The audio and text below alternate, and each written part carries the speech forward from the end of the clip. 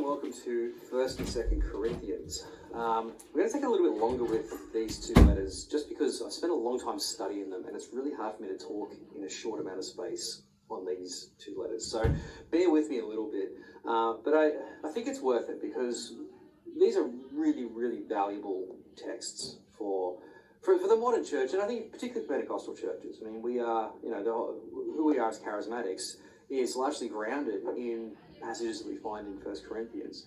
And so they're worth us taking the time to understand. And more than that, because it's just that they're very practical letters. Paul's ministry there and what he's writing to these Corinthians is extremely practical stuff, dealing with some very relevant issues for them, but also for us today. So with that in mind, let's jump into a little bit. So just to give some context to these letters, we need to understand where Corinth was and why it was such an important city. We already saw in the previous topic, and when we're looking at 1st and 2nd Thessalonians, that Paul arrived in Corinth around about 50 AD. This was during his second missionary journey. And so if you look at the map there, you can see the progress that Paul made. And we know from Acts that he spent about 18 months in the city. We'll talk a little bit more about his time there in a moment. But a couple of things about the city itself. Corinth was, Corinth was a market city. It's not a big agricultural area. And so it was a very large population. It was a city of about 100,000 people. That's generally what's estimated. But it was primarily a port city. It was primarily a harbour city for all travel, really going east and west across the Mediterranean. And what that meant was that it was a city that was constantly full of traders, constantly full of passing traffic, which makes it an ideal location for Paul to plant a church, for the fact that there's so many people coming in and out of the place all the time. Now, Paul's really clever. Paul's a good preacher in that he's able to draw on their world and ideas and metaphors that are familiar to his congregations and use them to describe the gospel. And so we find a couple of these throughout. And when you understand Corinth, you understand a little bit better what Paul is saying when he says these things, and just how clever it actually was. One of the things that Corinth is particularly famous for is its bronze. It's called Corinthian bronze, originally enough. Now, what's the difference? What makes Corinthian bronze so special? Well, not much. It's kind of like what makes a Burberry jacket so special. Well, not much. It's leather like any other leather jacket. It just happens to have the label Burberry. So we can add a few tens of thousands of dollars to the price or whatever it might be. Corinthian bronze is a lot the same. Corinthian bronze is bronze like any other bronze, but it's Corinthian bronze. And so long as you can make that claim, it's a status symbol. That's not just any bronze plate, that's a Corinthian bronze plate. And one of the things you use with bronze, one of the things you use bronze to make is mirrors. You make metal mirrors because you don't have glass. We don't have mirrors as we have them today. And so what you find in Corinth are, as you can see in this picture, these bronze mirrors. And this is obviously a very dirty one. You would polish that up and that would become something you could look at and you see yourself. Now, of course, you don't see a clear reflection of yourself. I mean, you can polish it up really well, but you're still going to look like you've got really bad jaundice. It's not going to give you actually an accurate reflection of yourself. It's going to be limited by the metal. But when Paul says at times through Corinthians, he says, we see now as in a dim mirror. What's he referring to? Well, he's referring to the Corinthian bronze mirror. That is, we can see when we look into Christ, we can see in him what we are going to become, but we don't see the full picture yet because we aren't quite there yet. So a clever little analogy that Paul uses there. But Corinthians is primarily a trade city, and we can see here on the map, the location of Corinth is geographically very significant. It's right on the neck of the isthmus, or in a place called Isthmia. And this little narrow neck of land, there's actually a canal there now. They built it about 150 years ago. But from the very earliest time, traders recognized that this little narrow neck was actually was more advantageous to come in, sail into that harbour, and then carry your goods to the other side and carry on your journey, rather than make the sail around the Peloponnese, which is that main section of land underneath it. And the reason was because the waters around there were particularly treacherous. And so traders would be coming through there, in and out of there all the time. And what they would do is that they would come in and they would either unload the cargo and carry it along this road, the Diel Cross Road, or they would actually pick the whole boat up and carry it across land 6 kilometres and then put it in the water on the other side. You know, that's pretty crazy. Why not just dig a canal? Well, they tried. It's just that when you've only got shovels, it takes a really long time. And so they tried, but they continually failed to do it. And so for all of history, they were usually using this road to carry goods across. Now, what does that mean for someone like Paul? Well, it's an ideal situation for him because traders are coming in there all of the time. And now it's not just that you come in one day, come in the morning, and your boat's on the other side by the afternoon. You may be there for weeks. You may be there for a very long time. And so if you are staying in Corinth or you're in that area, well, you're going to need to buy supplies. You're going to need to have a place to stay. There's lots of things that you need. And you make Corinth one of your main stops in your transport along your journey. And so Corinth very quickly becomes a market city, a trade city, and people go there to start businesses and they can do very well for themselves.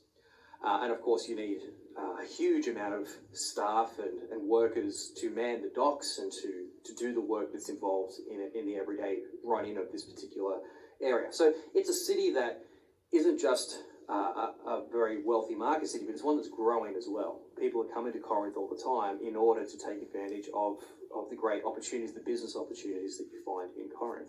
So it's the ideal location for Paul to start a church because people are coming and going all of the time. Now, we talked about this already, but we know that Paul was a tent maker. Well, he was a leather worker, I should say. He's always translated as a tent maker.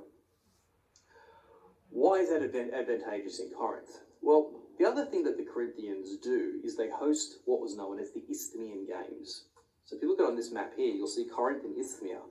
Now, there were 4 major events that happened in the ancient Greek calendar.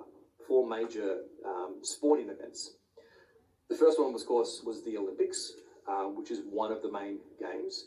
You then also had the Nemean Games. The other one you had was the Delphic Games. And then the 4th one you had was the Isthmian Games. Now these 4 events, they either took place every 2 years. So Isthmian Games took place every 2 years, whereas the Olympics took place every 4 years. But what it meant was that every single year, every single calendrical year, there was an event. There was a games that was taking place somewhere around this Peloponnese or Achaean region. So when Paul comes to Corinth, we can generally calculate that there was very likely an Isthmian Games happening at the time when he arrived. Now, the thing with the Isthmian Games is that this is a major event, right? This is like Soccer World Cup type thing.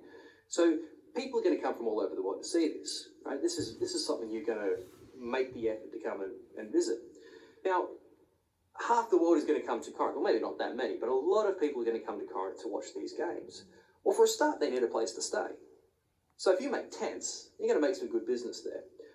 People are going to come there and they're going to need repairs or they're going to need shoes or whatever else they might need. There's a lot of business to be done at a time where there's lots of people in the city. And more than that, there's just a lot of people coming to the city. So Corinth provides a really great opportunity for ministry. There's lots of people there. And what we actually find out in Acts 18 when Paul arrives in Corinth is that there was already a couple of Christians there. There was a small nucleus of something of a beginnings of a Christ group that Paul was able to utilize and very quickly establish what became the Corinthian church. But we'll look at that in the next video.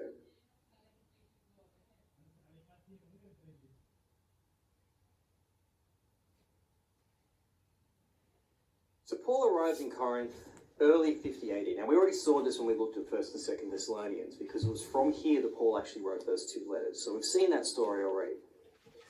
First thing he does, as is becoming his standard practice now, is to go to the synagogue. And that's precisely what he does. Paul in the synagogue, there's a waiting audience, there's a pulpit to preach from, there's people that know scriptures, there's a place to stay. For Paul, everything is ready to go. And so he can step into that synagogue and he can talk about Jesus, until they eventually kick him out, which is what they inevitably do. But the other thing that Paul does when he arrives is that he goes and stays with a couple named Priscilla and Aquila. Now, what we know about these people is that they shared the same trade, which was leather worker, or tent maker, or however your translation wants to pick that up. Now that's really interesting because it's what it provides for Paul is a place to stay, it gives him an income, and it gives him the beginnings of community, because what we find out about these two is they're actually Christians, which is fascinating. That there's actually already some Christians in Corinth. Now, where they've come from is from Rome. They've been driven out. There was a persecution of the Jews the year before, and many of them were expelled from Rome. And so they've found themselves in Corinth. We're going to talk a lot more about that when we come to the letter of Romans. But we've already found within here a couple of Christians who are probably associated with the synagogue because they're Jewish people like Paul, but at the same time they're Christians and they share the same traits. So it's the perfect starting point for Paul when he arrives in Corinth. So Paul goes and lives with them and he works with them.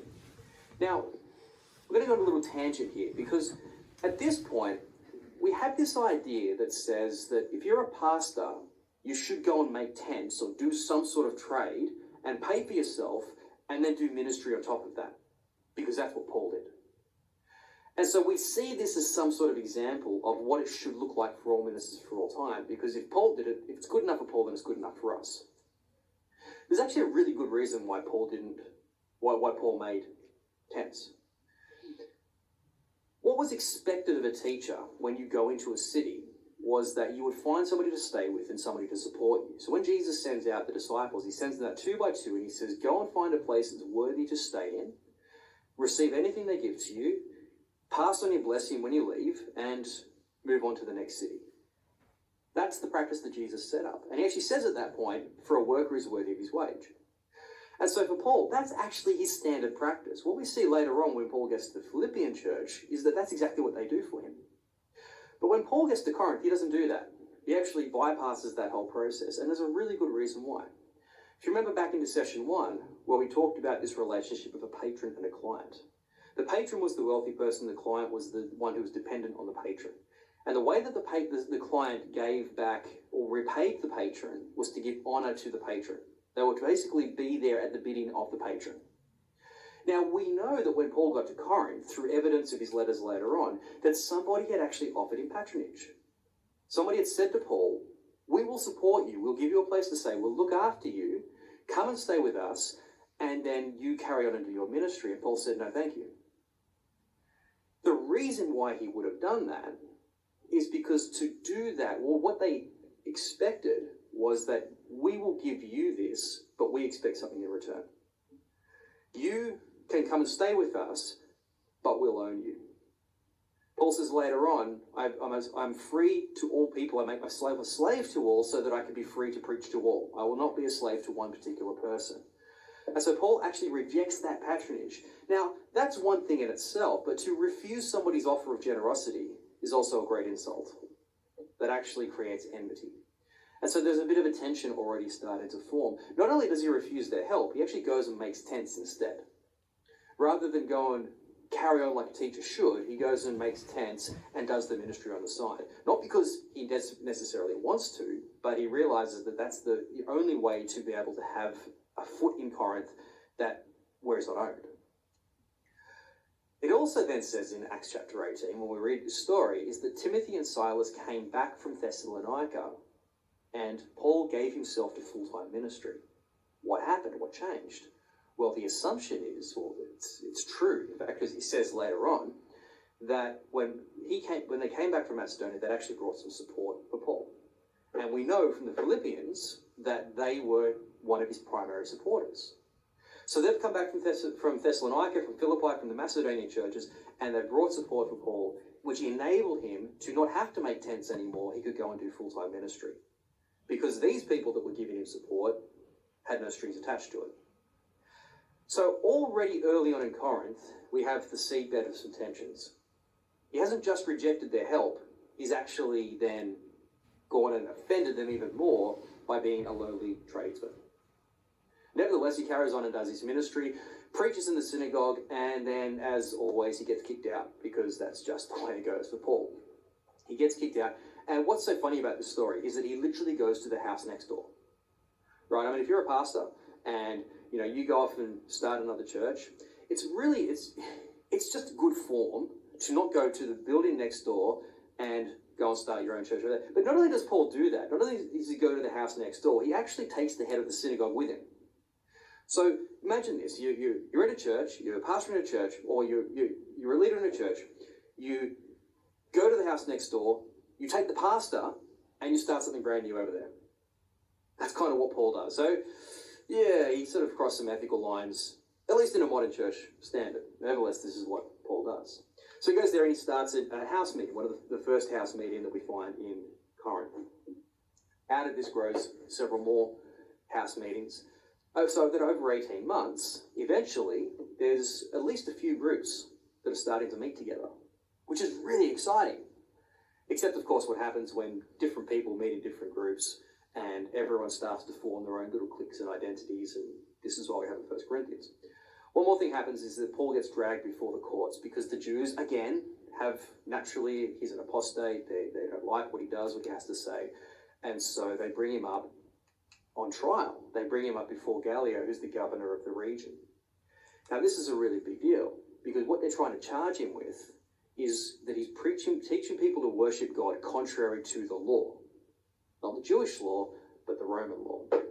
What they're trying to do is to make it clear to the Romans that this Christian group, they're not with us. They're not, yes, some of them are Jews, but they're not part of us. They're something else entirely. And not only that, they're actually breaking the law. They're actually meeting when the Romans say, you guys can't meet on a regular basis. And there's a whole story behind that. What they're trying to do is to separate Paul and his group. And in doing that, bring the Roman law down on that group. Gallio turns around and says, I just don't care. Deal with it yourselves. It means nothing to me. And so that's really significant because what that means is that the Christians, at least now in this context, are seen to be legal. People think they're part of they're like the rest of the Jews. They meet in the synagogue. There are plenty of Jews amongst them, but they're nothing to worry about. So that's really, really good. That's a really great sign. Nevertheless, there's more we can say about it. We won't say much more. Well, what happens next? Paul goes to court. The charges are dismissed. We know next that Paul leaves.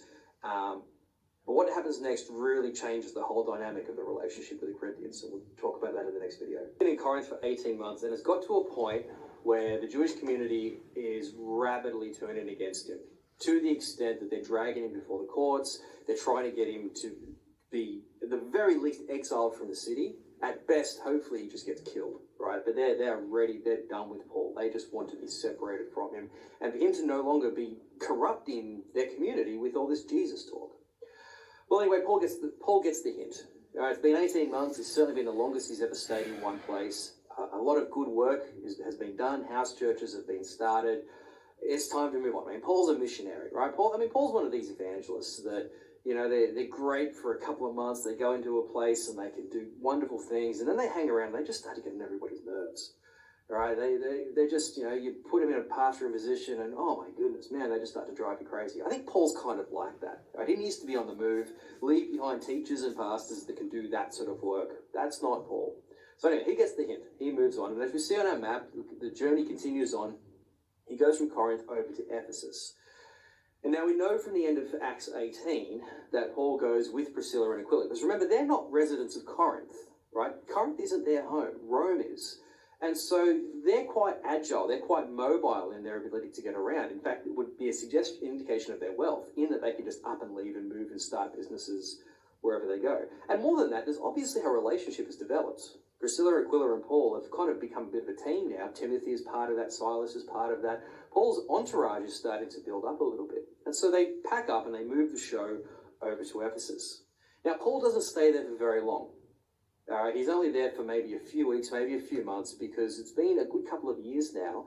He needs to get back. He wants to get back to Jerusalem, and he'll start again on a new missionary journey in the coming year or so.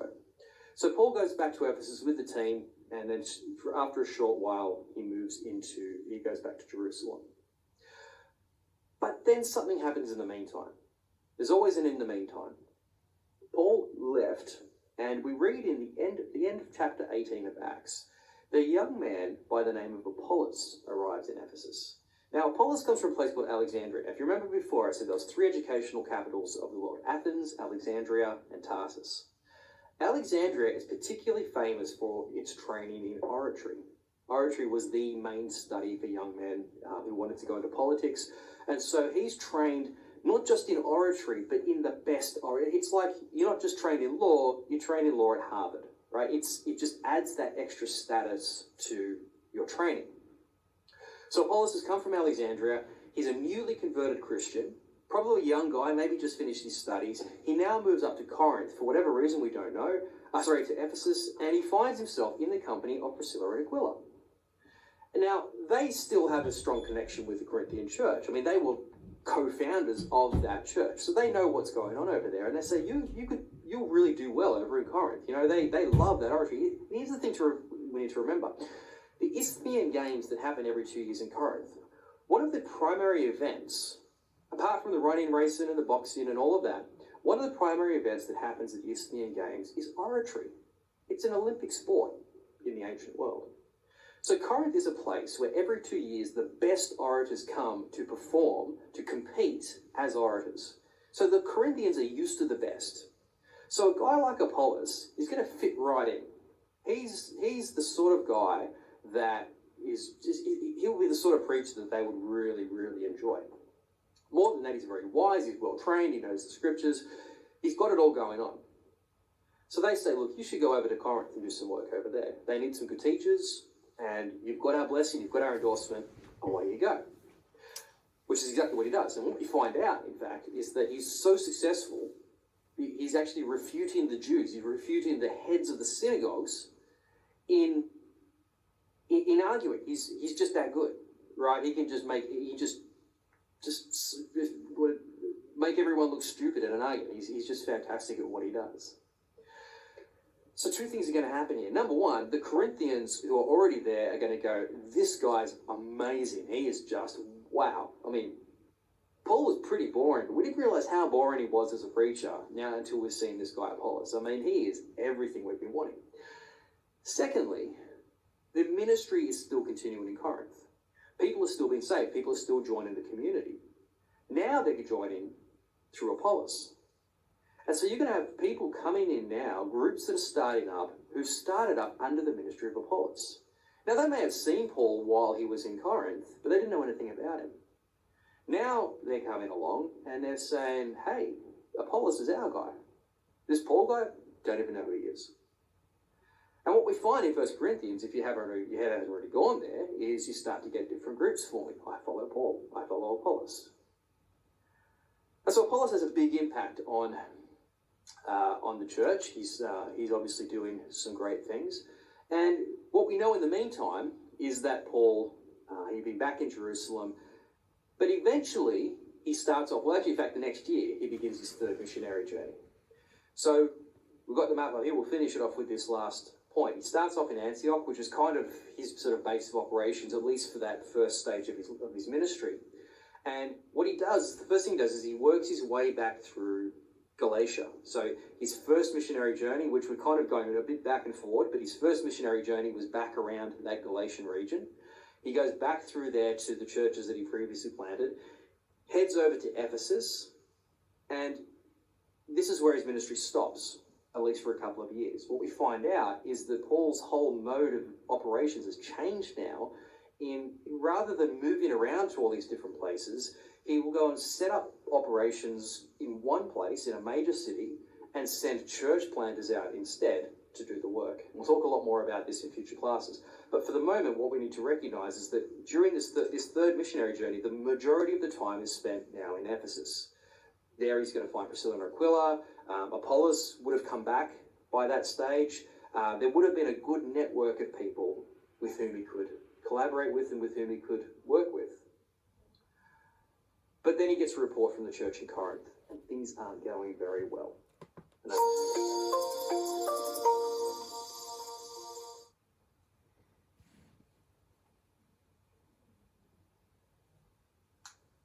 So Paul's back in Ephesus.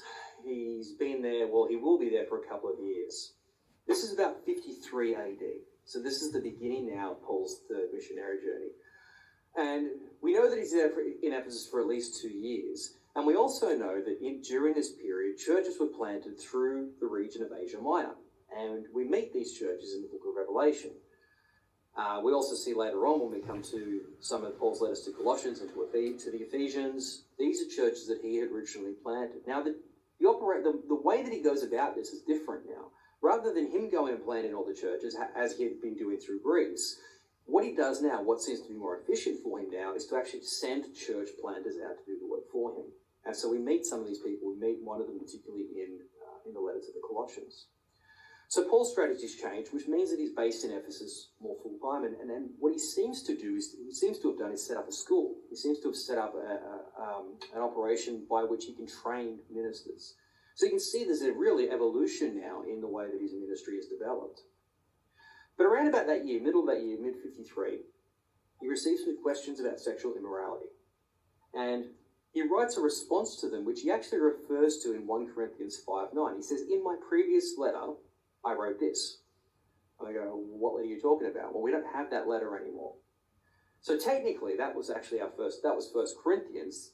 Our 1 Corinthians is technically 2 Corinthians, but we won't get too confusing with that. We'll just call it 1 Corinthians. So he writes that letter, thinking he's addressed the problem, but as he learned to the Thessalonians, things can get sort of mixed up in the message.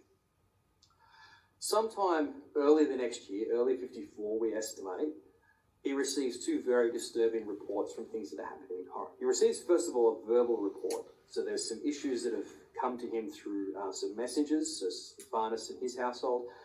But there's also issues that have come in the form of a letter. And so there's a number of things that are happening, all sort of have broken out over the last couple of years in the church that Paul needs to now address. Now the question we have to ask ourselves is, well, why didn't Paul deal with these when he was first there? I mean, he was there for 18 months, a lot of things would have crept up. What has clearly happened is that in the time since Paul has left, new people have come in, different teachers have come in, new issues have arisen, and this is a brand new Christian community, right? You've got to remember, 5 minutes ago, there was no such thing as Jesus, right? This is the first generation of church. They don't have any point of reference to look back to and say, well, this is what we do as Christians. And so it's got to a point where there's divisions happening and there's immorality of all sorts of things that are happening. And eventually look, you know what, just stop for a second. We're just going to go and ask Paul. Let's go and just find out, let's get some answers to these questions. And so what Paul writes in response is our 1 Corinthians, which is really addressing a whole series of pastoral issues. Now, they're all sort of mixed and matched, and there's all sorts of different things that are going on. And what's so clever about what Paul does with 1 Corinthians is that he lumps them all together into similar themes, which makes it really good for us in the way that we can study 1 Corinthians, because we can see how he's just kind of collected together a number of issues, put them in one lot and then that one, and he'll deal with them. Because here's the thing with sin, or with really any issues and matters that are going on in people's lives, very often a couple of different things will all come from the same starting point, right? It might be an issue of jealousy, and it might manifest itself in 4 or 5 different ways, but it all starts from the same problem. So Paul's approach is to say, if we can deal with the core of the problem, then all of these manifestations will also be dealt with as well. And so this is kind of how he approaches this letter. And so what we're going to do in our reading through it, we're going to spend more time than what we'll probably spend in the other letters. But I really want to draw out, because I think for us as ministers and people just in church, it's really important for us to sort of see these pastoral principles that Paul is drilling down towards, how they manifest themselves in Corinth, but also what the core of the issue is, and therefore how can we maybe apply that in our modern day church, in our modern ministry. So the first big issue that he addresses is in 1 Corinthians 1 to 4. And so there's 4 whole chapters dedicated to this one issue, which is divisions in the church. And he sets out the problem right at the very beginning. In 1 Corinthians 1:10, he says, some of you are saying, I follow Paul, I follow Apollos, I follow Cephas, I follow Christ. Now, the I follow Christ is kind of hyperbole. It's just, that's how you sound like. There probably wasn't a Cephas party. Maybe there was, but they certainly weren't the primary issue. What it had come down to was that there was divisions over who their favorite teacher was. Was it Paul or was it Apollos? And you've got really 2 groups that have emerged. And those are the 2 primary groups that Paul is addressing. And at the head of the I Follow Paul group, there's probably one particular person who's ultimately kind of at the head of that. And conversely, there's probably a particular person or two that's in the head of the I Follow Apollos group. These aren't just sort of random groups. These are there's a point to them. There's a head to these particular groups. And there's a few different reasons why they've taken preference to Apollos. We saw before that he was a great preacher, but there's a couple of other things that go on as well. Firstly, this Apollos group seems to have come to the conclusion that they are somehow spiritually superior, or in some way intellectually superior to Paul.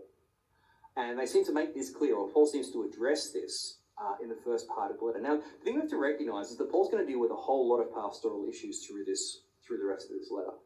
And it's clear that there are people in the church who either don't know him, or people that do know him and are having doubts about him, or maybe even don't like him.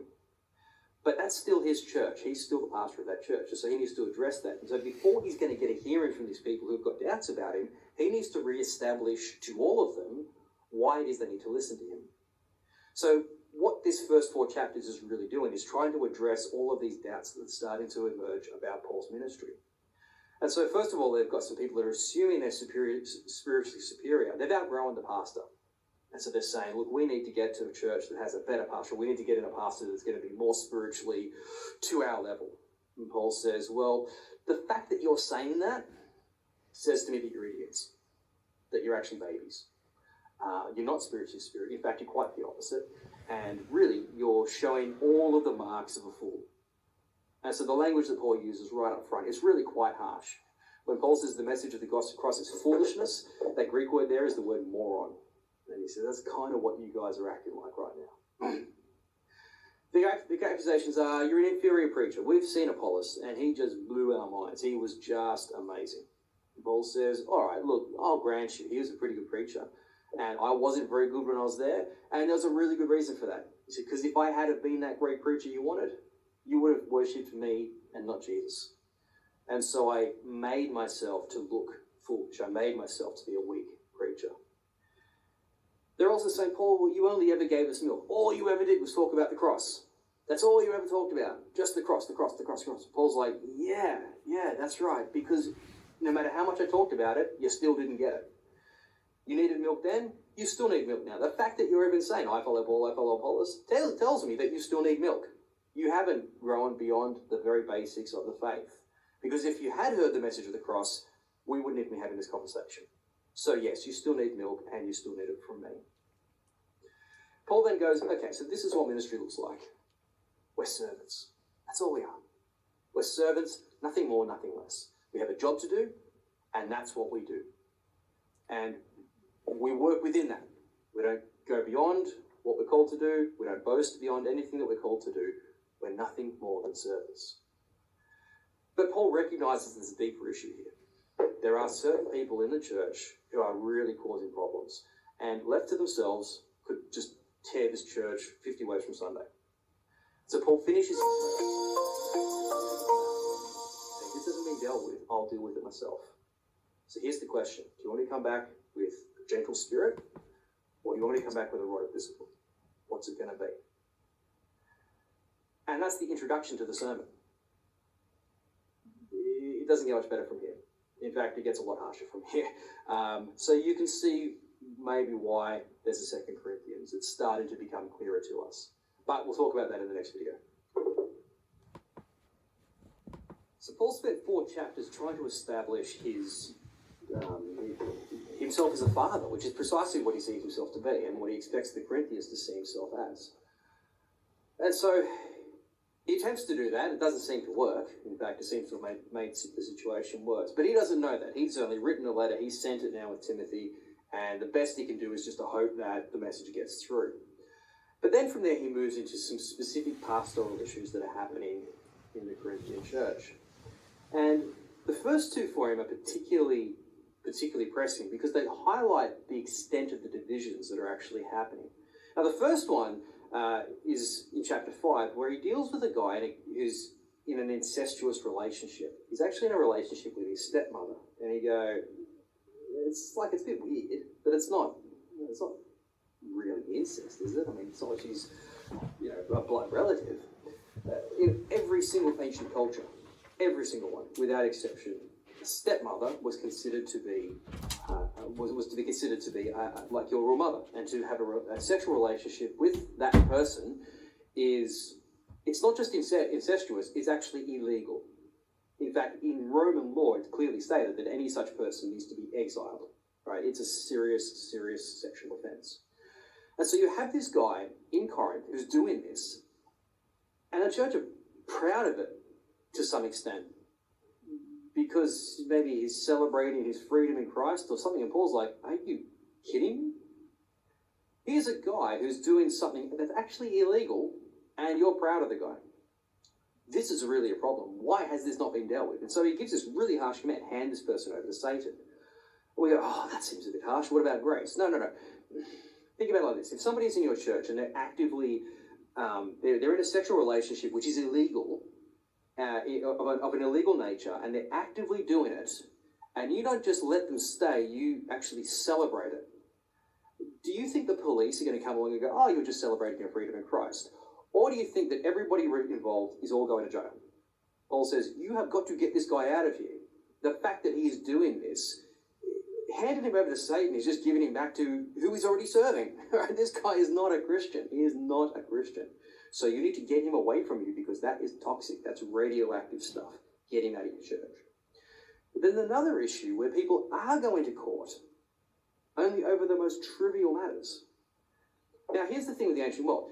We talked before in the first, in week 1, about these different associations, different groups to which people belong. The thing about the ancient legal system was that the expectation was you deal with it yourself, right? If you have the money to go to court, it's only going to be for serious matters. But let's say, for instance, that a member of your family murders a member of my family. I could take you to court, but I'm probably not going to get much luck there. It's expected that I would actually prosecute you myself. There will be a family court, and we would deal with that as families. So that's for serious crimes. You imagine what it would be over what we're dealing with here in Corinth, which are trivial matters, minor civic matters. The question we have to ask ourselves is, why would they take those to court? They don't have to. Paul says, you could deal with this yourself. In fact, I expect you to do this. In fact, in ancient groups, if it was found out that you take an internal matter to an external court, you will be kicked out of the group. Right? That's how bad it is. Paul says, not only did you not deal with this yourself, you're actually doing it in the first place. Can't you just get over it? Can't you just rather be wronged? Now, see, the problem with, you can interpret this passage and go, oh, that means that Christians should never go to court, even when it's a criminal matter. No, that's not what it's saying. First of all, it's a very different context we're talking about back then, but criminal matters in today's world, whole different thing. For those guys, minor civil matters, you deal with that yourself. And the reason why they're doing this in the first place is because they're so divided that they're wanting to use the courts to shame the other person. That's how bad the divisions have got. It's not even about the matter. It's about what can you do to that person in the public side. Paul says, the fact that this is happening, I think you guys are already defeated. He wrote to the Thessalonians, you guys are fantastic. Thank you for your perseverance. He's writing to the Corinthians going, are you even saved? They're very, very different responses. Then we got some questions about marriage. What has previously happened at the end of chapter 6, Paul says there's issues of sexual immorality going on, and there's some pretty crazy stuff going on. Now, what's happening is that they're going to parties with their friends, and long story short, when you go to a banquet in the ancient world, a feast, festivals, there's lots of sex, there's lots of alcohol, there's lots of sex, and that's part of the thing. And that's just part of networking, that's part of what you do to socialize, right? Imagine if today, all the business partners go down to a strip club, right? It's just kind of where you go, well, I've got to be there because I've got to do the business meeting. Like, well, no, there's a bigger problem with you going there. For the Corinthians, it's like, well, there's important things happening at the banquet, I need to be there, but there's a whole lot of other stuff that you shouldn't be part of. But they're still doing it, and they're indulging in the practices that are going on. Paul says the very fact that all of this sexual immorality is happening is a solution. Get married, and if you are married, keep it in the bedroom. I'll let you figure out the implications of that. But then there's another issue that's happening here, is you've got a young woman who's saying, look, I'm a Christian now, and I became a Christian after I got married, but my husband's not a Christian, so I want to leave him. right? I mean, he's not a Christian, and I want to stay. I don't necessarily want to stay married. I want to be married to maybe a more Christian guy, so I want to leave the guy. Paul says, you know what? No, stay. Actually, stay. If it's a faithful, if it's an amicable marriage, you need to stay. You need to stay in that marriage. And he gives a whole lot of reason why that is. Now, maybe I shouldn't have opened this can of worms, because this is it's a very difficult passage, and it's been very poorly applied in times past. You can do the longer class of Corinthians and we can unpack this a lot more. But the point is to simply say that in this particular situation that Paul is addressing in 54 AD in Corinth to one specific woman in the Corinthian church who is saying, I want to leave my non-Christian husband so that I can marry a Christian. Paul's saying, you know what? No, stay married. It's better for him, it's better for the children that you stay married, unless he's unfaithful. In which case, or if he wants to leave, let him go. That's Paul's advice to that particular situation. Too much to unpack, and maybe I shouldn't have opened that can of worms, but let's move on. In fact, Paul says to them, don't actually seek out any major changes, because here's the point that Paul's really driving home. Jesus is coming back tomorrow. As far as he's concerned, Jesus is coming back tomorrow. So you can get divorced and get remarried. What's the point if Jesus is coming back tomorrow? You can go and make all these great life changes, but if this is where you were when God called you, we might only have another day here, so why seek any major upheavals? Get out there and preach the gospel. That's where Paul's eschatology is up to at that particular point. And so his summary of the whole thing, he spends basically the second half of chapter 7 dealing with this. He says getting married or staying single is neither here nor there. If Jesus is coming back tomorrow, it really doesn't matter. Stay where you are, work the best with this situation, and let's just leave it at that. So there's a couple of key issues. Probably got a couple more videos, so just a bit of a foreshadowing, maybe 2 or 3 more. But when we come back, we're going to look at the rest of 1 Corinthians, so join me for that. So the next 3 chapters all work together. Chapters 8, 9, and 10 all kind of work together as one big unit. So you can't read 10 without knowing 8, you can't read 8 without seeing where it's going in 10, and 9 obviously fits in there as well. The question that's been asked here is that can we still go and eat at temples? Now, we've talked already about this, but it was so important for everyone in the city to go up to the temples to eat at the festivals and to be part of those celebrations. But there's another thing that's happened in there, particularly if you're elite. If you're a wealthy, elite person in the city, there's extra benefits for you to be there, in that you can go in and eat in the temple itself. You can have special treatment as an elite member of the city. You get special food, you get extra benefits and all this sort of thing. But if you're an elite person, you actually want to be there because that's where all the other elite people are going. That's where all the business networking is happening. So to maintain your honor and your status in that city, you want to be seen at those places, right? It's like, the A-list parties. You want to be there just to be seen there because you want everyone to know that you're part of that. And so the question they're asking is, can we still go to those, even though we know that they're pagan temples and we know that there's only one Lord, no other Lord but Jesus? Can we still go up there? And so they've reasoned with themselves that, hey, look, it's just a piece of meat. It's really all it is. It's just food. It doesn't mean anything. And we know that Jesus is God and all these things are just nothing. They're not really gods at all. So it's okay. It's meaningless. And Paul says, all right, I'll grant you that. Yes, but. Yes, there is no Lord but one. Yes, it's just a piece of meat. But here's the core of the issue. Well, there's a couple of issues, but here's one of the first ones. One of the problems is that you've got all these weaker brothers and sisters who are looking at you and they're going, well, it's okay for you, so it must be okay for me. Only when I look at that, all I see is eating pagan meat. All I see is pagan worship. And I thought we couldn't do that anymore. But you seem to be able to do it, so I'm going to go there because I see you going there. Only now when I go there, I'm doing it with a guilty conscience. Paul says when you do that, when you cause your brother or sisters to act in a way that is violating their conscience, you've sinned against them. And that's a big deal.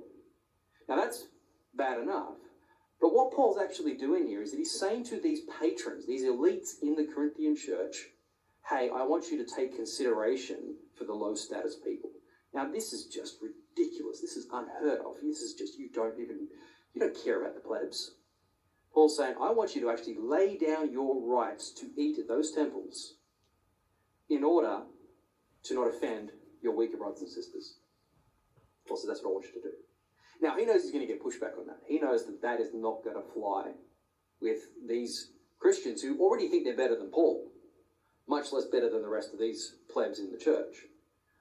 He knows there's going to be some pushback, and so he says, all right, I know what you're going to ask me for. You're going to say, well, hang on, Paul, when have you ever laid down your rights? And he says, I'm glad you asked.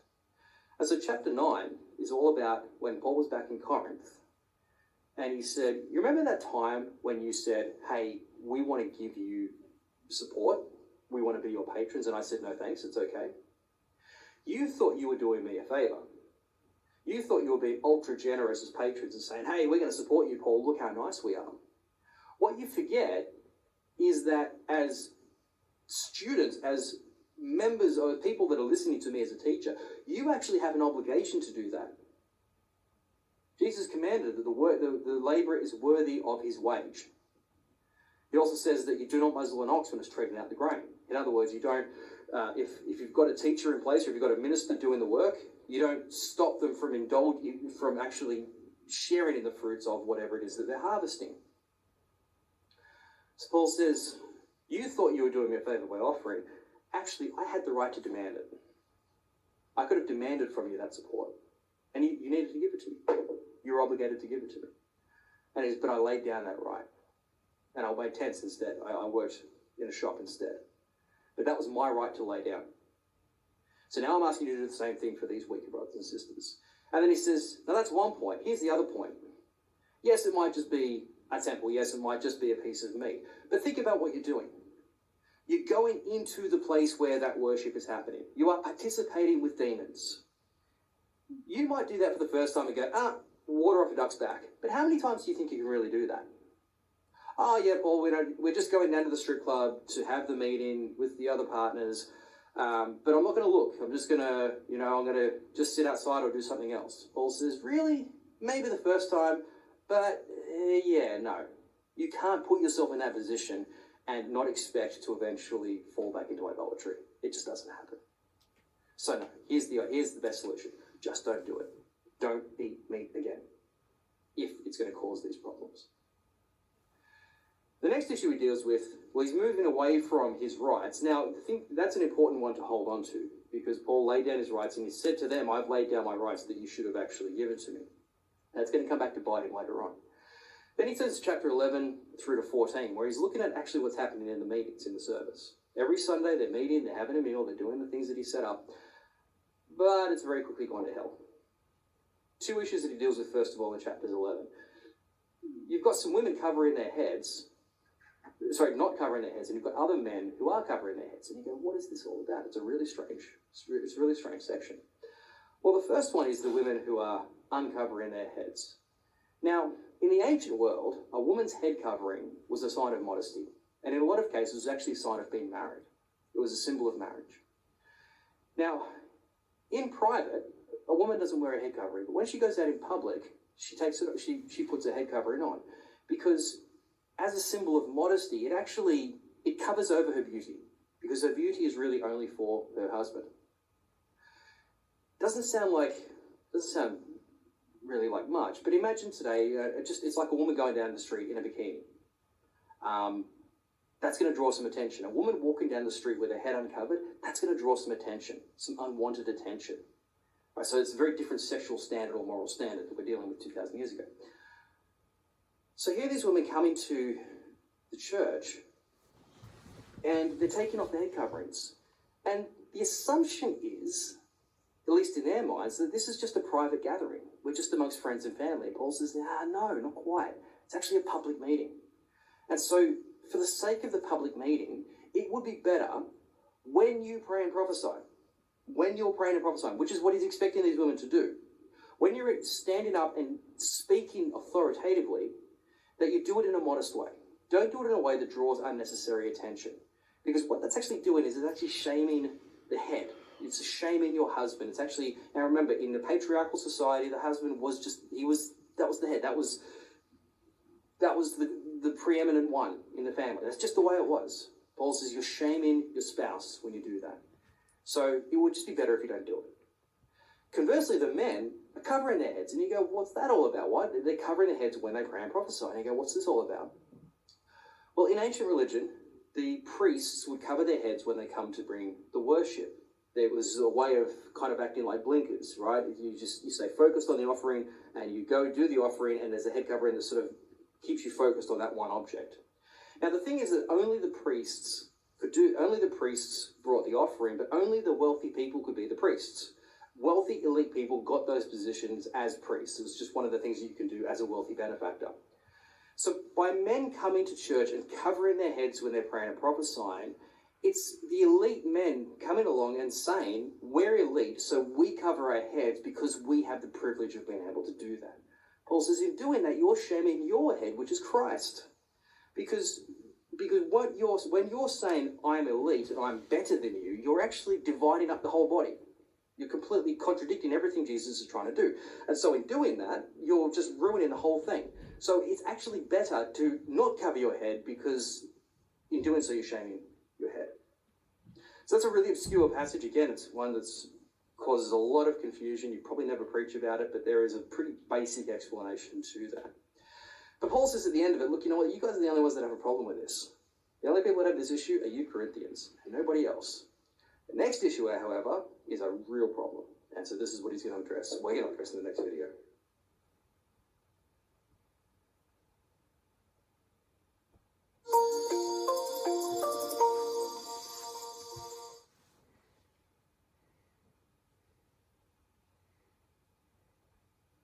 So in the next issue, Paul is really fired up. I mean, he is ticked off with what's happening here. Because really if there wasn't, the crux of the issue wasn't already clear. Now it's really clear. These divisions have just got into every part of their life. When they came together every Sunday as a church, they would have a meal. That's just what they did. That's what everyone does when they come together. They have a meal. And that's where you socialize. That's where you do community. All of those important things are done around the meal. So it's very natural then, of course, that this is what the church would do. Now, we talked about this in Thessalonians, if you remember. We talked there that people would bring something of a contribution to the meal, and often it was financial. But what's probably happening in Corinth is you're getting people that are bringing their own food. So you've got, rather than one person supply all the food or just bring a pooled money, everyone just brings their own food to it.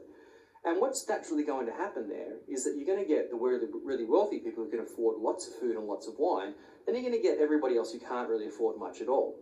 And everybody's sitting down at the same table, and that's supposed to be egalitarian. Remember when Jesus broke the bread and everybody ate exactly the same loaf of bread and drank from exactly the same cup, and he said, now do this in remembrance of me? They're not doing that at all. They're actually doing something quite the opposite. They're coming together, everyone's sitting at the same table, only everyone's having very clearly different types of food and different amounts of wine. Some are getting full and getting drunk, and others are going hungry. And Paul says, just for this 1 hour a week, just for this one single hour a week, all I'm asking you to do is to come together and look at each other as brothers and sisters. Just be equals, just for 1 hour. And you can't even do that. You come in there and you're showing off. You come in there and you're getting drunk. And it was probably the case that there were some people who were coming and having to sit outside because they couldn't fit in the room. And that, of course, would be the poorer people. Paul says, and you're calling that church. You guys have completely lost the plot. This is crazy. That was the meal, but then it was getting worse. Well, if it could get any worse. Because the next 3 chapters are dealing with the actual ceremony part, or the worship part of the service. Because what you would do, you would have a meal, you would have the communion part, the bread and the water, the bread and the wine, and then there might be some worship, some prayer, some reading of scripture. One of Paul's letters might be read out. There would be something of a worship time that would happen. So after the meal, everyone's getting up to pray, or everyone's getting up to prophesy and worship, and you've got that couple of crazy clowns, the charismatic clowns, that are just rattling off in tongues for the entire time and drowning everybody else out. And the whole thing is just, look at me, look at me, look at me. Look at my great gifts. Look at all these great spiritual abilities that I have. Paul says, all right, let's go back to the basics. Let's go back to some milk here. You are a body. Do you know how a body works? That means that every single part has a part to play, and not one part is not more important than the other part. Everything has a function. That's you. That's you, Corinthians. You all have a part to play. None is more important. And here's the problem. Some of you are going to say, oh, well, I'm just a toe, so I'm not important. No one ever sees me. I'm always covered by a shoe. Whereas somebody is going to go, well, I am an eye, so I am so much more important than everybody because I am always in everyone's view. Paul says, no, stop it. You're all a body. You all have a part to play. He says, now, look, you guys are really eager for the gifts. I mean, like, Paul's good at just taking lemons and making lemonade, right? They're clearly trying to be spiritual. They're uber spiritual, right? They're super spiritual people. Paul says, all right, you want the gifts? You want to pursue the best gifts? Do it. Pursue the best gifts. I dare you to. But here's how I want you to do it. And then he goes into chapter 13. Do it from love. If you start from love, you will seek the gifts that are going to build everybody else up rather than build up your ego. So start with love in that, God, I want to serve everybody. Give me everything I need to do that. Paul says, start from that place, and here's the gift you want. It's not tongues. It's prophecy. Because prophecy, well, for one, everyone can understand a prophecy. Unless the tongue's interpreted, then it's meaningless. He says, prophecy, everyone's built up. So if you want to pursue the gifts, which clearly you do, pursue the one that actually builds the community, which in this case is, of course, prophecy.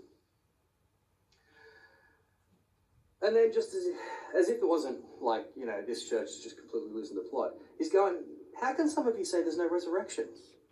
That was the core of the message. Every single message I ever preached, there was a resurrection. Now, it's not that they're saying that there's no resurrection at all. Everyone believes in an afterlife. What they're denying is a bodily resurrection. They're still believing that just a part of us, our ghost, just goes off to be into this netherworld. Paul says, no, it's a bodily resurrection. Christ was risen in bodily form. And it's the importance of this is that what we sow in our bodies will be resurrected. What we sow into this life will be rewarded. See, the idea in the ancient world was that it doesn't matter what I do with my body, because the only thing that matters is my spirit. So this body of mine, it's just a vessel to carry the spirit, because that's the only part that goes off to be forever. So I can do whatever I want with my body because it has no bearing whatsoever on my spirit. Paul says that's not how it works. You're all one holistic being.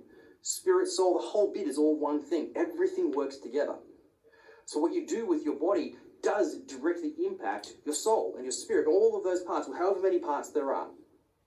So Paul says, of course what you do matters with your body matters, because what you sow with your body will ultimately be resurrected. And so, unless you want to have a terrible resurrection, I suggest let's go back through everything we've just talked about and make it very clear that, yes, actually all of these things, all of these ethical requirements really do matter. And then finally, chapter 16, you probably never pay attention to chapter 16, but really this is the clincher. This is why we have a 2 Corinthians. First thing he says, chapter 16, 1-4, he says, you're asking about the offering for Jerusalem. Now, what Paul had been doing for a long time now is he's been raising an offering for Jerusalem. And part of the reason for that is that you've got these Christians in Jerusalem who are going, there's all of these filthy Gentiles that are out there calling themselves the people of God. We don't know what they're all about. Paul's sort of saying, look, let's take up an offering amongst the Gentiles to actually show the Jews back in Jerusalem that, hey, we're actually brothers and sisters here. We're all part of the one great big kingdom of God family. So Paul had started that. Now, there have been some questions about it. And so that's why Paul says now about the offering, because somebody had obviously asked about it, some sort of detail. And he said, here's the specifics of how I want you to do it, how I want you to save it up. It's not a big issue at the time because, well, it wasn't a big issue. Paul just says, here's just what I expect you to do. Only now, for some in the church, this is the final piece of the puzzle. So let's just recap. Paul came to Corinth and he didn't take our patronage. He didn't take our support. He went instead and made tents. And then he boasted that in doing that, he was laying down his right. And now he's coming along and asking for money for this offering for Jerusalem. We're on to you, Paul.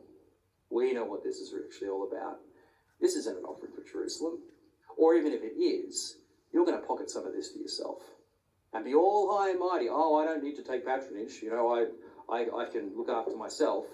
But really, what you're actually doing is pocketing this money. And so, that's the hand grenade in the room. This is why we have a 2 Corinthians. Secondly, he says, I'll see you eventually, but in the meantime, here's Timothy. And he sort of gives us a bit of a spiel about Timothy. Timothy's the one that delivers 1 Corinthians. He says Timothy's actually on the way. Timothy's actually coming later on. And he says he's going to follow up this letter. And Paul's a little bit worried because he's not sure how this letter's going to be received, and he's therefore not sure how Timothy's going to be received, but that's something we'll come back to. And then he says, and I nearly forgot. Now about our brother Apollos. I did ask him if he was going to come back, and he said at this time he wasn't ready to come back. Who do you think's asking that? Well, of course, it's the I Follow Apollos party. They're saying, hey, when's our guy coming back? Paul says, actually, no, he's going to stay with me instead in Ephesus. In other words, he doesn't want to be part of this silly division either. All of this is coming together, and all of this will come back to really blow up in his face. And then finally, Paul says, follow Stephanas' example. Who's Stephanas? Well, he's the head of one of the house churches. And the presumption would be that he's probably one of the key guys in the I Follow Paul faction. Paul says, go and serve a guy like him. He's the one that's going to look after the offering. He's the one that's going to take charge of all of that service.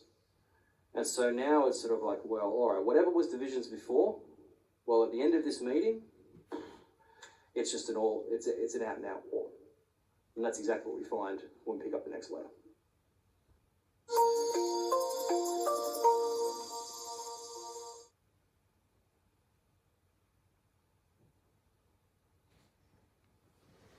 So our 1 Corinthians is sent possibly with Stephanas, we're not 100% sure, and Timothy is then going to follow that letter up.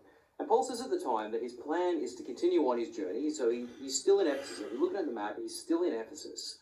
The plan is to carry on up into Macedonia, come back and visit the Corinthians, and basically go back and sort of strengthen the churches that he's previously planted, because he's got further plans. He wants to get to Rome. He eventually wants to get up to Spain.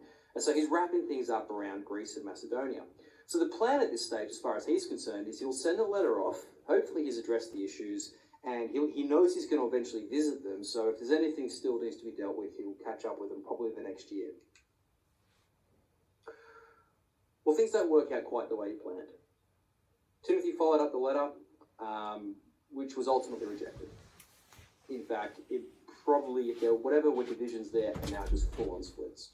Whoever was the I Follow Apollos faction has now become the I Hate Paul faction, right? Things really, really blew up. The most serious matter was that an accusation had now been made that Paul was embezzling the offering to Jerusalem. This is really serious. Timothy's come back, and he said to Paul, hey, look, man, this thing's really bad. You're going to have to get over there, right? You're just going to have to deal with this. So Paul makes an emergency visit to Corinth. And we don't read about this in Acts. It's a secondary part of the story. It's not in Luke's broader narrative. But we know that Paul made a second visit there to follow up this matter. It was only a very short visit, and it was a very painful visit as well, as Paul describes it later on. And the reason for that is that when he arrived, there was something of a mock trial set up. Now, remember what I said before, that within these groups, it was expected that you deal with your matters themselves. You deal with your matters yourselves. You don't take them to court. And that's why Paul was so angry with them for taking the things to court. He expected that they would be dealt with in-house. Well, in this case, they did deal with it in-house. They brought Paul up, and one person stood up and accused him of embezzlement.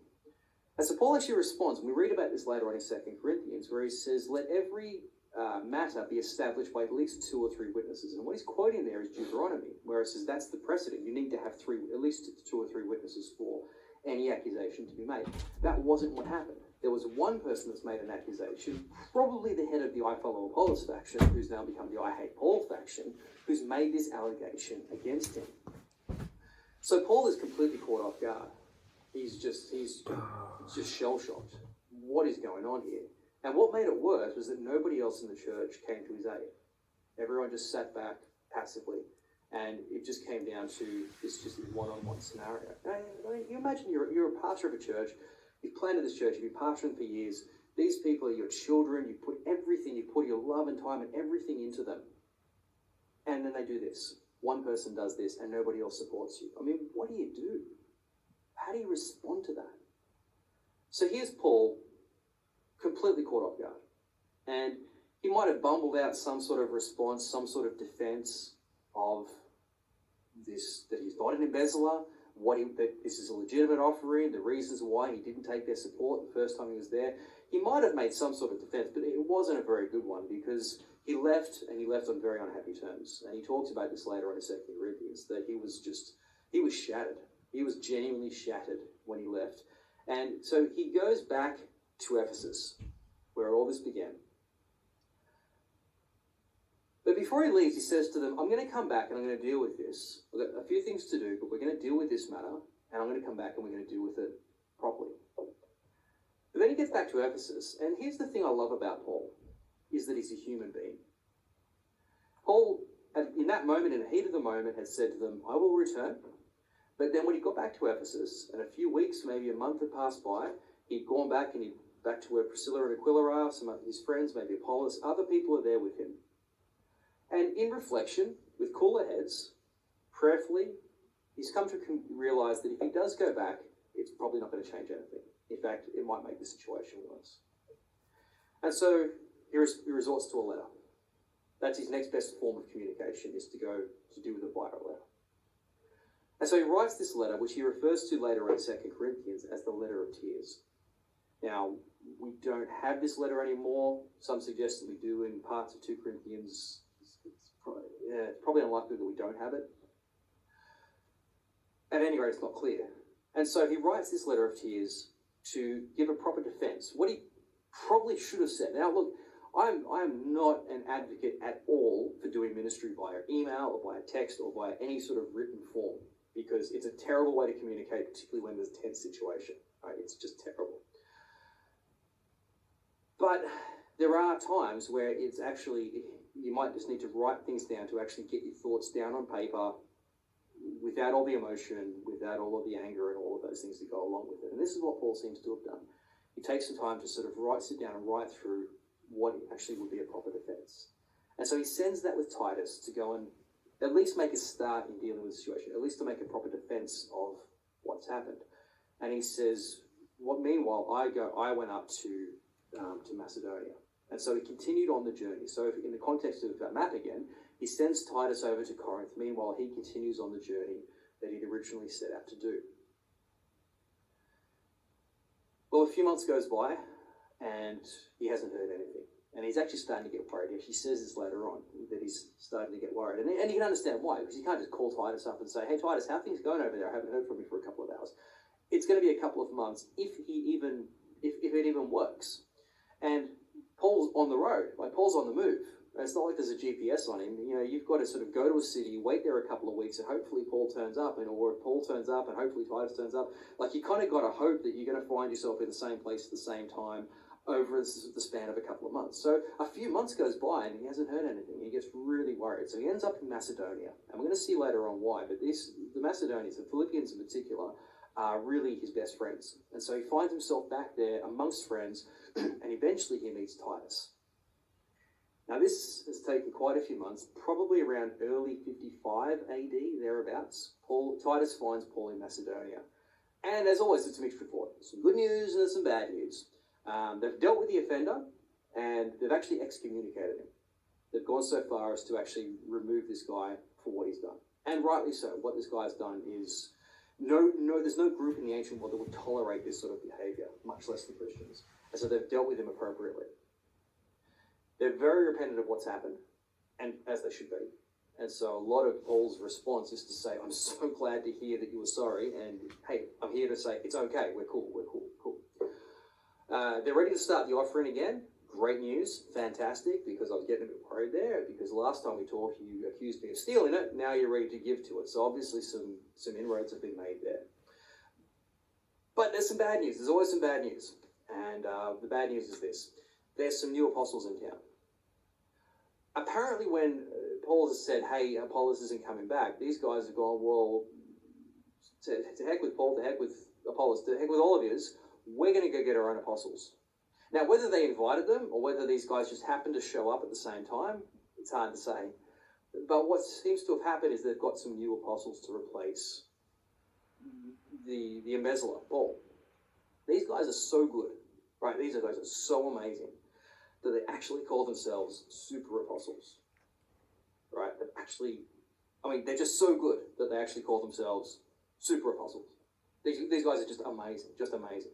And so Titus is like, I've never seen those guys before. This is a new thing. And they don't like you, Paul. They don't like you one bit. So you might want to have to get there and deal with that pretty quickly.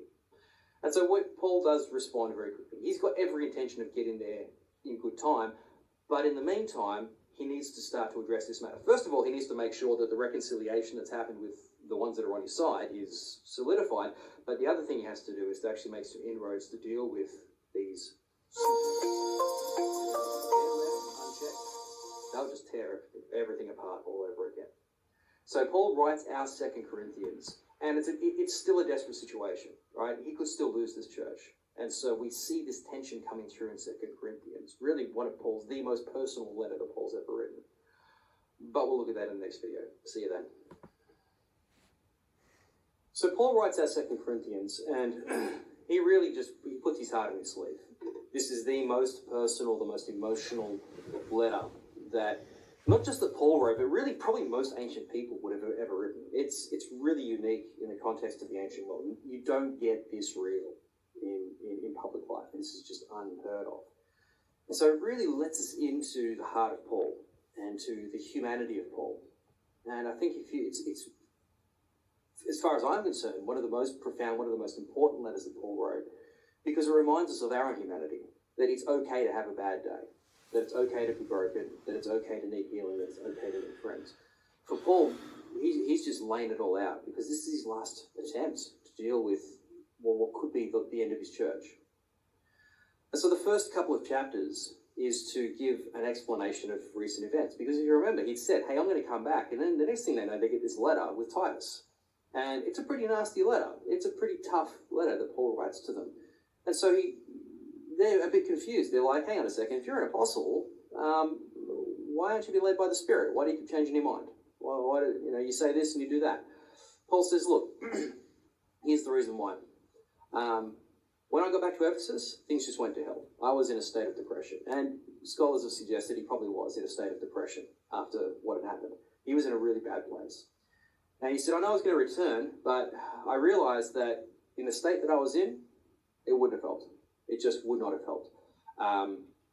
It was better for me to write a letter, to put my feelings out that way, and then to follow it up later on and get Titus, a third party, who's not emotionally involved in the situation, to go and mediate between us.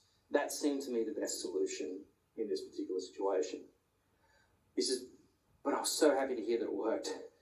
Because apparently what's happened is that Titus has read the letter out, they've responded well, and they've dealt with the offender. And they would have excommunicated him.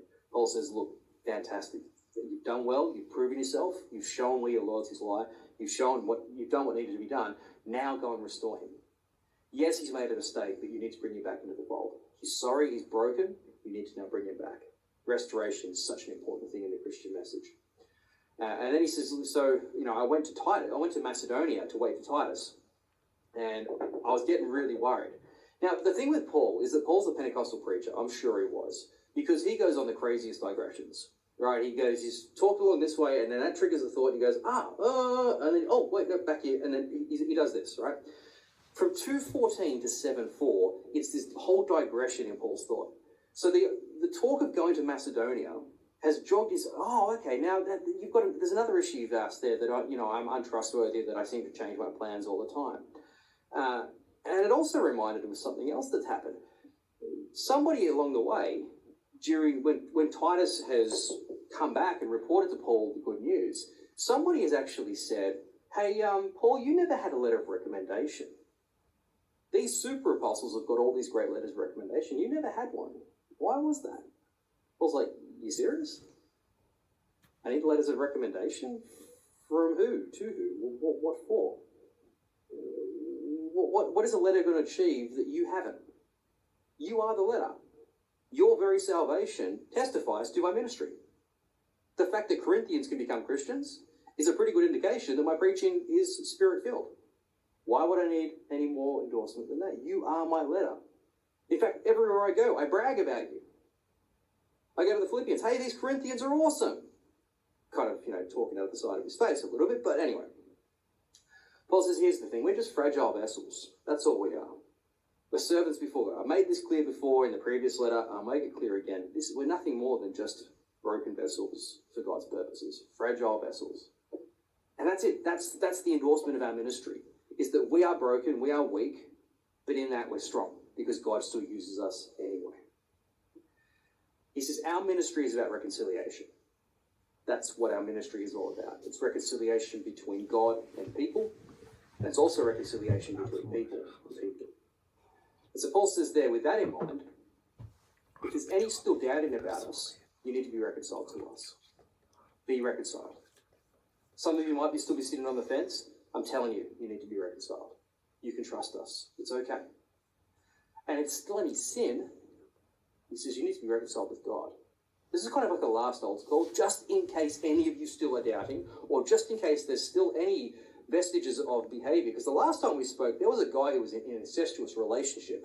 There were other people going up and having wild sex orgies at parties, right? So there was some pretty crazy stuff going on. Now, I think you've repented of it, but if some of you haven't, now's the time to get reconciled with God, because that's what our ministry is about. So, last chance, guys, get this thing right. Now, where was I? Oh, that's right, talking about Macedonia. He says, I was in Macedonia, having a really bad time, but then Titus turned up, and he told me about what had happened. And he said, I've got to tell you, I was just, wow, just such good news. Told me everything that happened. I really can't describe how happy I was. Now he says, now about the offering. We talked about it before, and that didn't go very well. In fact, I mentioned it briefly, and it became a really big thing about me being a thief. Now, just something for you to notice as a reader, right? You guys who are watching this. In 1 Corinthians, Paul talked about the offering for 4 verses. Now in 2 Corinthians, he talks about it for 2 chapters. So you can see that this was a big issue. This was the core issue that was running all the way through this situation. So now he uses 2 whole chapters to deal with this problem. And he says, first of all, let me give you an example of these amazing Philippians that I've been with, right? And so he uses the first few verses to essentially say to these really proud Corinthians who think that they're all that, to say, let me show you real generosity. It's these Macedonians. They got nothing, and yet they gave abundantly. That's generosity. And I only say that just to inspire you in your own generosity, because I know you Corinthians are generous. I just want to show you that there's other people that are generous too. Right? He's just playing them off because, hey, this is an honor-shame culture. I'm not going to let those Macedonians shame me and make me look petty. I want to be in a place of honor, so I'm going to outdo the Macedonians. Paul's like, hey, I don't care what you do, as long as you give more money. Question he asked, how much you ask? How much should we give? Fair question. Paul says, how much can you afford? How much can you afford? Not this percentage or this amount. He says, how much can you afford? That's all we're looking for here. I just want you to be part of it. There's no fixed amount here. It's just what is within your means to give. That is Paul's measure for giving. Now, we could do a whole semester just on this alone. Paul's measure of giving is what is within your means. And so just in case there's any doubts whatsoever, let's just be really clear, just in case there are any doubts whatsoever, here's Titus and 2 other unnamed brothers. He never gives their names. He only names Titus. But there's 2 other people that are with Titus this time. And the reason that those guys are there is to make sure that everybody is clear that Paul is doing the right thing, that this is a legitimate offering. And one of those people is a representative of the other churches, right? It's not even one of Paul's team. So Paul has sent all these people along for integrity's sake, to make it really clear that everything is above board. These people can endorse what it is that we're doing here. And then he says this, let me just reiterate, be generous, but only with what you have. Generosity is only generous when it's within your means. Anything beyond that is just ridiculous. And so finally, he says, all right, so let's deal with these super apostles that you guys have got yourselves there. First of all, they're making some pretty significant judgments about Paul, about, when you were here in person, you were gutless, but then you go send this nasty letter, like you're amazing in your letters, we don't deny you that, but in person, you're pretty gutless. Paul says, just understand this. What you saw in person there was me holding back. What you saw in my letters was me. I will be that person in my letters in person. You just don't want me to, you don't want to see Hulk, all right? That's what he's saying here. Just trust me, you're better off with Bruce Banner. Then he goes through this whole long speech about he's being compared to these super apostles, of course. And so his response is to basically say, look, I'm not in the least inferior to these crooked, parasitical, fraudulent servants of Satan. Oh, except in this one thing, in that I didn't steal from you. I'm sorry. I'm really sorry I didn't steal from you. I know that makes them better than me in that they stole from you when I didn't. I guess in that way I'm inferior, but in no other way am I inferior to these parasites. Except in that one little thing, and for that I said I'm really, really terribly sorry. And he says, so you want my credentials? Because you want to know what makes my ministry so great. Well, here's a whole list of everything that I think endorses my apostleship. And he goes off and he talks about all of these beatings and all of the things that go on there. And then he finishes the letter with this. He says, look, I'm ready to return. And when I come, I'm going to deal with any final issues when I arrive. Here's my advice. Deal with it yourself, so that when I do arrive, I can come to you in a way that we can all be friends. So that was a long walk through 1st and 2nd Corinthians. We can spend a whole semester on this, and hopefully it's been helpful. But look, there's so much in these two letters that we can unpack. And I want to spend a bit more time on it just because of that fact. There's so much value in this, and there's so much practical ministry advice that we can draw from these letters. So if you study anything of the Bible, let me encourage you, really spend some time in these two letters. They'll definitely worth your while. But otherwise, thanks very much. Come back and join me in the next slot as we talk about Romans and Galatians.